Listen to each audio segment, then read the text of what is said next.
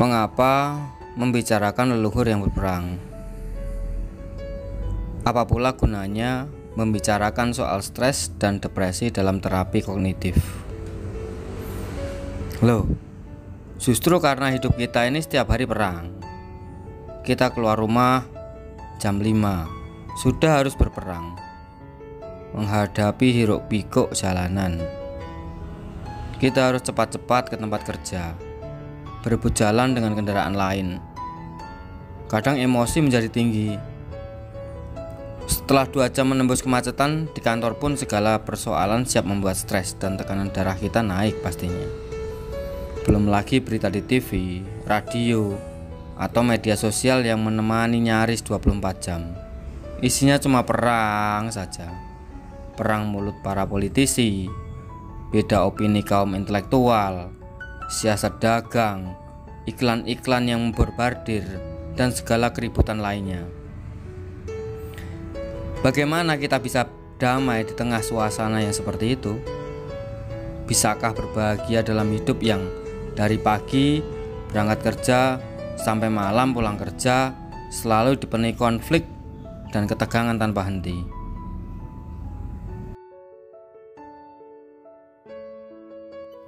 Jadi, bagaimana stres bisa merusak kesehatan tubuh kita?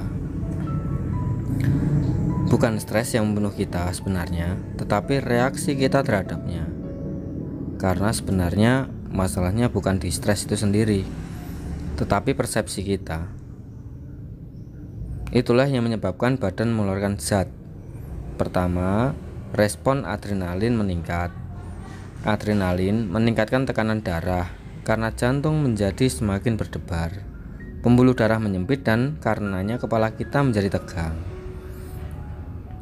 Dalam jangka panjang, kondisi seperti ini akan meningkatkan hormon stres, namanya kortisol. Kortisol adalah zat yang sifatnya oksidatif, merusak apapun di dalam tubuh kita. Jika dia menempel di pankreas, dia meningkatkan insulin. Makanya ada orang yang kalau stres bawaannya mau makan. Jika stresnya akut atau sementara, maka reaksi tubuh juga sementara. Jika stresnya lama, maka reaksi tubuh juga akan lama. Makanya saya suka bilang ke teman-teman, jangan stres lama-lama, nanti adaptasinya berubah. Nanti Anda tidak tahu lagi bahwa Anda sedang stres karena sudah terbiasa hidup dalam stres.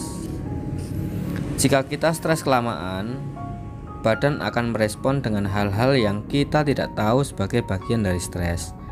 Contohnya, penyakit dispepsia atau gangguan lambung. Jangka panjangnya bisa muncul gangguan jantung, hipertensi, dan diabetes. Lalu, adakah perbedaan antara takut, stres, khawatir atau cemas, dan depresi? Kalau takut, kita tahu sumbernya, misalnya takut ujian, takut setan, takut gagal, dan lain sebagainya. Kalau cemas, berdasarkan definisinya nggak jelas penyebabnya. Pokoknya merasa cemas saja. Karenanya ada diagnosis gangguan cemas menyeluruh, yaitu orang yang suka khawatir berlebihan terhadap segala sesuatu di dalam hidupnya, khususnya terhadap orang-orang yang dicintainya. Kalau stres artinya tekanan, sesuatu yang mengganggu keseimbangan di hidup kita. Ada stres fisik, stres psikis. Kalau olahraga sampai kecapean itu stres fisik. Kalau merasa lelah secara mental itu namanya stres psikis. Jika stres meningkat terus, pada kondisi orang sudah tidak tahu stresnya datang dari mana, artinya dia sudah masuk fase cemas. Makin jauh lagi jika cemasnya dibiarkan, bisa menjadi depresi. Banyak orang yang awalnya cemas biasa saja, merasa khawatir akan kehidupan, kemudian tidak mendapatkan solusi, dan dia menjadi depresi. Tidak ada solusi, lalu jadi depresi. Ada 2 gejala penting depresi. Pertama adalah mood yang sedih, lalu yang kedua adalah putus asa. Tidak ada harapan, hidup kok begini-begini aja. Kita harus hati-hati dengan teman-teman yang berkata, hidup gue kok begini-begini aja ya. Jangan-jangan dia sudah mengalami gejala awal depresi, karena apa yang terucap oleh seseorang bisa jadi memang refleksi dari hidupnya. Depresi dan cemas tidak berbeda jauh, dan secara organ otak juga sama. Karenanya obatnya pun juga sama. Cemas sehari-hari pun sudah bisa mempengaruhi fisik. Contohnya saat mau presentasi atau menghadapi banyak orang, kita bolak-balik ke kamar mandi. Penjelasannya adalah saat kita stres atau tubuh kita mempersepsikan adanya stres, maka terjadi peningkatan aktivitas saraf otonom atau saraf yang bertanggung jawab atas organ-organ yang berfungsi sendiri tanpa perintah, seperti jantung, paru, kandung kemih. Makanya jadi pengen pipis terus. Kemudian asma. Ketika orang stres merangsang reaksi alergi imunologi, maka timbullah asma.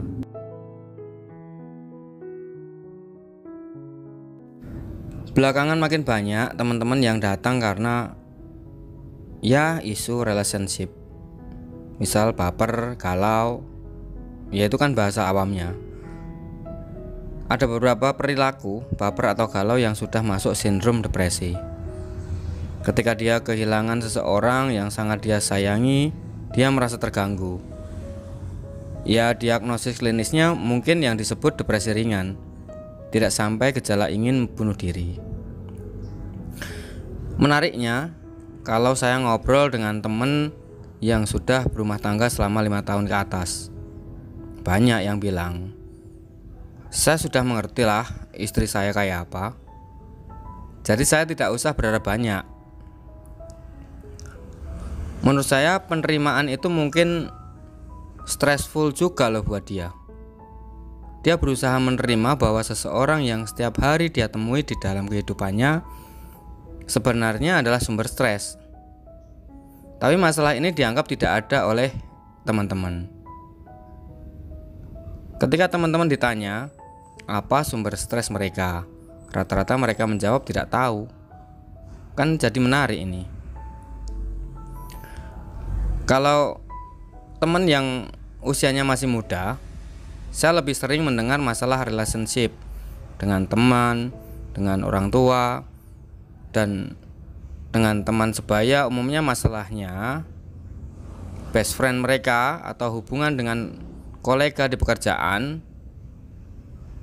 Ya, sebenarnya yang bermasalah bukan temannya, kerjaannya atau lingkungannya, tapi dia yang mempersepsikan negatif mengenai situasi dan kondisi yang ada. Sekarang kita bicara konteks yang lebih besar dan efeknya pada tingkat kecemasan individu. Mungkin kita harus membatasi punya WhatsApp group.